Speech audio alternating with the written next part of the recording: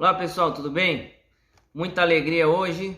Venho aqui falar do lançamento do nosso livro, lançado aí pela editora Fonte Editorial, Alma, eis que a jovem, parênteses aí, virgem, certo? Significado alternativo, que alguns dizem não fazer sentido para o judaísmo. Nós vamos mostrar que faz sentido sim, sem querer com isso convencer alguém de que esta seja a única versão correta e que existe que todas as outras versões ou crenças estão erradas. Não é nada disso. Nosso trabalho de responsa visa elevar o nível dessa discussão, mostrar que existe sim a possibilidade interpretativa disso dentro de padrões das obras e da tradição judaica, seja ela mística, investigativa ou até mesmo gramaticalmente falando, na questão do nível literal, pshat, como é dito, há sim a possibilidade interpretativa disso, certo? Para essas discussões, nós escolhemos padrões judaicos filosóficos determinados por grandes pensadores.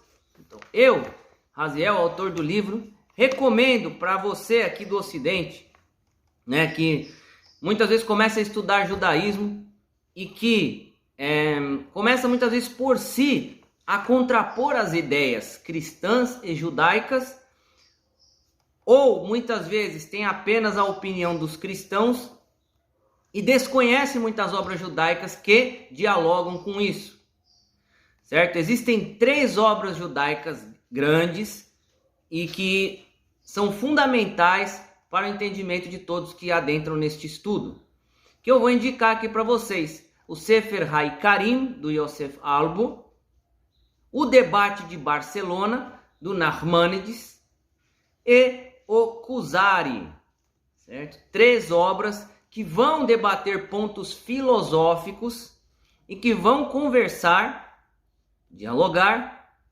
certo? Contrapor ideias com o cristianismo. O Kuzari menos, porém também, Yosef Albo é o mais participativo, vamos dizer assim, na minha obra, certo? Então, eu escolhi um trecho dele como um paradigma filosófico para nós pegarmos esses paradigmas e iniciarmos o nosso debate, certo? Então, poucos vão entender, mas o meu livro também é, melhor dizendo, uma conversa com Yosef Albo, porque Yosef Albo coloca esse paradigma filosófico no livro, no começo do livro dele, quando ele refuta Maimônides, certo? Muitas pessoas colocam Maimônides como o irrefutável, mas não é bem assim. Você pode até achar estranho: nossa, mas por que você não colocou a Carta do Iêmen como uma obra que os cristãos deveriam, que quem estuda esses dois lados deveriam ler para entender esse debate? Deve também, mas mediante essas outras obras eu coloco elas com importância menor. Por quê? Porque Maimônides viveu no contexto de guerra na Península Ibérica, pela reconquista da Península Ibérica, entre muçulmanos e cristãos. Portanto, Maimônides tende a puxar a sardinha, vamos colocar assim, para o lado islâmico, pelo contexto histórico dele, não pela seriedade. Eu sou um admirador de Maimônides, leio Sefer HaMitzvot, leio obras inúmeras de Maimônides aí, e tenho profunda admiração por esse grande tzadik, por esse grande gênio da Torá do povo judeu, Porém, nós temos que entender também que ele também é influenciado por sua época, e pela história e por tudo que, se ele escrevesse alguma coisa naquela época no Império Islâmico, endossando qualquer benefício ali pró-cristianismo, e se ele escreveu isso, nós não teríamos, como não temos, nada a respeito, porque, obviamente, nesse contexto, ele seria, vamos dizer assim, censurado, certo? Independente dessas questões políticas e dessas rivalidades, vou ler um pouquinho aqui do Yosef Albo e dos paradigmas que nós colocamos aqui. Porque Albo, posteriormente na sua obra, refuta, como não judaica, a ideia de um nascimento virginal. Então, nós estabelecemos não uma discussão com o fim de descredibilizar a obra de Albo. Pelo contrário, como eu coloquei aqui, ela é importantíssima, inclusive, para a minha obra, certo? Estabelecendo paradigmas filosóficos. Porém, debatendo com ele um assunto, certo? Colocando literaturas judaicas e chegando a conclusões que Albo não chegou, certo? Olha só. Não se deve acreditar em nada que se oponha aos textos, desde que os textos não deem expressão a uma ideia absurda, que a razão não pode conceber. Pois a Torá não nos obriga a acreditar em absurdos, que se opõem aos primeiros princípios, ou quaisquer noções imaginárias que a razão não pode conceber. Mas uma coisa que pode ser concebida pela mente, somos obrigados a acreditar, embora se oponha à natureza. Por exemplo, a ressurreição dos mortos e os milagres da Torá. Uma ideia absurda, no entanto, que não pode ser concebida pela mente. Não precisa ser acreditada, mesmo que seja claramente expressa na Torá. Assim, a expressão circuncisão, portanto, o prepúcio de seu coração, não deve ser tomada em sentido literal, mas deve ser explicada de acordo com a verdade. Então, veja só o que Albo estabelece aqui. Para nós considerarmos um fundamento da Torá, nós precisamos que isso não seja nem um pouco absurdo.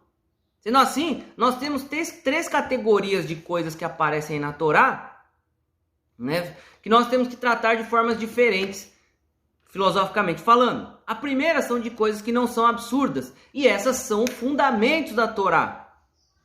Por quê? Porque elas são expressas de uma forma irrefutável, e de uma forma que todos são evidenciável, é evidente, todos podem ver. Então essas coisas se apresentam assim, elas não precisam, elas são fundamentais, são fundamentos ali da Torá, certo? A segunda coisa, segundo Albo, são coisas que a mente não pode conceber. Então, por exemplo, algo que a mente, ao raciocínio humano, é absurdo, extrapola a nossa capacidade de raciocínio, seria justamente a ressurreição dos mortos. Portanto, a ressurreição dos mortos, segundo Albo, não pode ser um fundamento da Torá, certo? Porque, pela base filosófica de Albo, isso é relativo demais. E sendo relativo demais, eu não posso colocá-lo como um fundamento. Portanto, ele pode ser uma derivação de um fundamento, mas não um fundamento em si. Essa é a diferença da lógica de Albo para a lógica de Maimônides, certo? Albo ainda coloca um terceiro de que coisas como a circuncisão do coração são ideias que precisam ser explicadas. E essas ideias devem ser explicadas para ser compreendidas, mas não precisam ser evidenciadas de fato a ponto de serem fundamentos. Portanto, também não são ideias fundamentais segundo essa lógica de Albo. Dentro desses padrões é que nós vamos colocar a conversa. Então nós vamos mostrar na questão do nascimento do Messias questões absurdas, transcendentes ao nosso entendimento, milagres. Nós vamos mostrar dentro desta cosmovisão coisas evidenciáveis, fundamentais, e nós vamos mostrar também coisas que precisam ser explicadas, e é aqui que nós mais esmiuçamos dentro da obra, dentro de coisas que nós podemos explicar e mostrar o que de fato se quer dizer para além da literalidade, certo?